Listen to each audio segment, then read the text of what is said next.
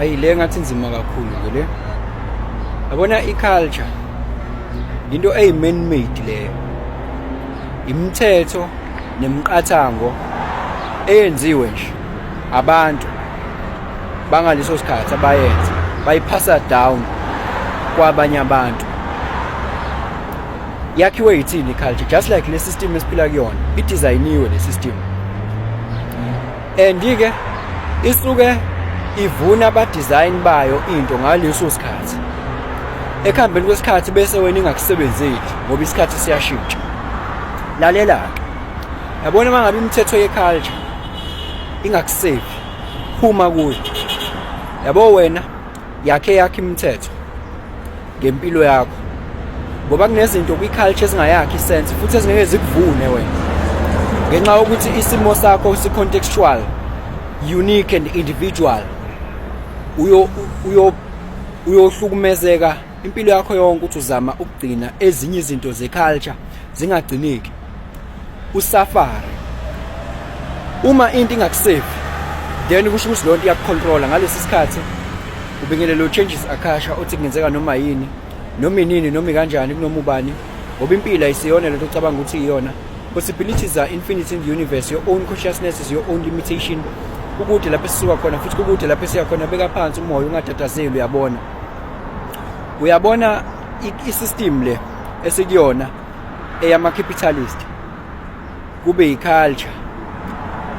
Kube i-religion.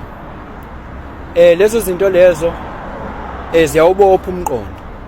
Lezo zinto lezo zama mental chains. Zinemithetho ezisebenza ngayo ekwazi ukuthi ishintshe, and lo mthetho leyo uma uyishintsha noma uyibenda, it doesn't mean ukuthi the universe will go against you, because lento vele yakreatwa yini abantu, yabo, yakreatwa abantu, ayicreatwa nga universe, ayikuyona ama natural laws lawo. Imithetho ye-culture, imithetho ye-religion, imithetho ye-system. Wena, the only laws that you need to obey are the universal laws and natural laws. Don't cause the universal imbalance. Sebenzela phe uthando neqiniso. 7 hermetic principles, they can get you started. Ungayiphuli lo mthetho. Sebenza ngayo. Kodwa le culture uma ngabe ingakusave into kusho ukuthi iyakucontrol kukabili. Yabona kunezinto eziyishiwo ki-culture. Obona kahle ukuthi wena ngeke zizikulungele wena. Ngeke nje zikulungele ngekwe situation yakho. Khona into abanokuyisho cultural. Bathi kusamele uzela amantombazana uzele. Yini leyo? Nonsense yini leyo ukuthi awuzele wena ngoba usazela amantombazana. Lento yondlalifa yonke lonto leyo. Uma ukuthi wena isimo sakho sikuvuma, masikuvumela isimo futhi igcine lonto kulungile, fine, as long as it doesn't hurt you, because ekugcineni you don't need to suffer because of culture. Izokutshela ukuthi ivalue yakho ke siyehlileke ngoba usunomntwana, yonke lo nonsense leyo, yonke lo nonsense leyo esikhuluma ngayo kwi-culture. Ungasafarishi ngenxa ye-culture. Uzukho i-culture ayona ulokhungana, ayona ama natural laws ukuthi wena ngampela lento ekhulunywa kwi-culture iqiniso. Wena uzothiwa hayi umuntu onengane ke suke sesimdabukela mase sesi kahle hle bekumela ngabe siyamthatha nangembuzi. Inonsense yonke leyo, inonsense yonke leyo. Leyo nto leyo iformulate abantu abathile. Wena musithanda isithando sakho, uthanda isithando sakho, uzivaluishe, you can do whatever ehambelana nawe. I-culture ayingakusafarishisi, ayingakusafarishisi i-culture. Angisho ukuthi go against it, ngisho ukuthi it doesn't have to make you suffer, because it's a mental chain ngokwayo. If you break it, nothing happens futhi, nothing happens. Bathi abanye hayi ngoba uyokhokha uyaphi ekhweni pho wena, uyaphi ekhweni ngoba kiwe ekhweni, mawuyokhokha wena usale ekhaya kuhambe onyokolume noma kuhambe labo bathumi. Mawufuna ukuya iya mawufuna ukuya. Ayizwa lonto. We are changing the narrative manje. We are changing the game now. Yabo? Siphelile nje isikhathi sokuba nama mental changes. Yabo? Manje unconventional. Impilo mangabe isutha wena, iphile leyo mpilo. As long as leyo nto ingamhlukumeza omunye umuntu. As long as you maintain the harmony. Uyabona kwesinye isikhathi uthola ukuthi ngisho abazali ba indoctrinated, they are locked, they are ruled by culture, and wena unconventional, it seems like you are rebellious, awuyihloniphi culture. Yabo mawenza ngale ndlela kanti wena uyabona ukuthi this thing does not make sense to me, mhlawumbe irrelevant ngaleso sikhathi, and it will be like wena uhloniphi. You know what to do. Make sure ukuthi iharmony yadingeka, right? Waphela vele safa kwabantu abadala kuleyo nto.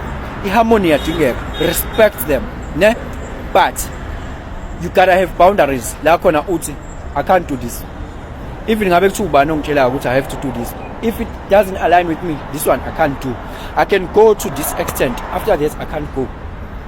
Yabo? Just for the sake of harmony, I can do 1, 2, 3. But other than that, no, I'm out.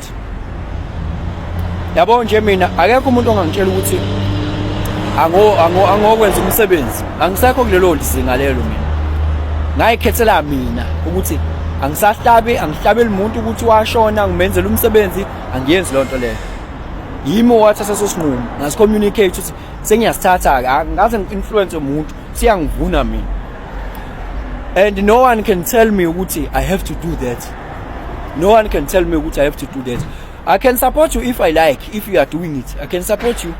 I can give you some money if I do. I can come if I'm available. But for me, I can't do what you do. You see? It's that simple.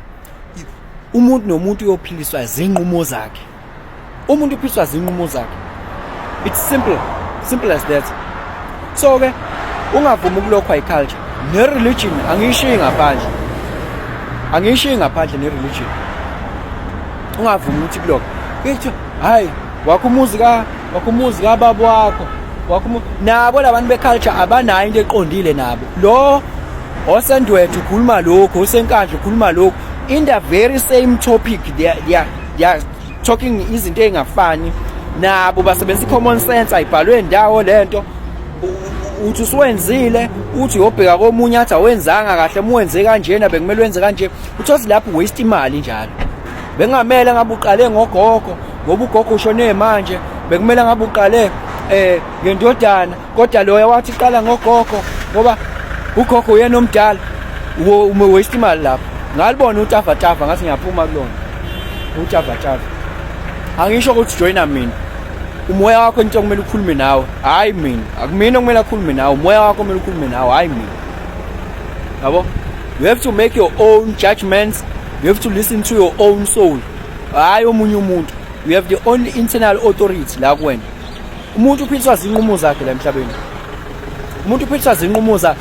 Angeke umuntu aphilise ukuthi umuntu utheni komunye uthe ngiyaqalekisa. Noma yonke lonto leyo. Hey, if it's right with you, this is your own life. Wena uzoba accountable. Ngoba ekugcineni abantu abakushofisayo bazokushiya. Bekushiya phi? Bakushiya enkingeni. Bakushiya enkingeni. Yabo? Uma into ingakusave, phuma kuyo. That is the message. If something doesn't save you, phuma kuyo. Make your own rules. Ngempilo yakho. Yabo? Uthola ukuthi umuntu usebophekile ke manje ngenxa yokuthi kwi-culture kuthiwa. Yabo? Kwi-culture zikhona ithi wakho umuzi kayishi, mina ngakho wami ke mina. Angakho umuzi kababa, ngakho wami. What about umuntu njoba kuthi umuzi wakhe uyihlo umuzi.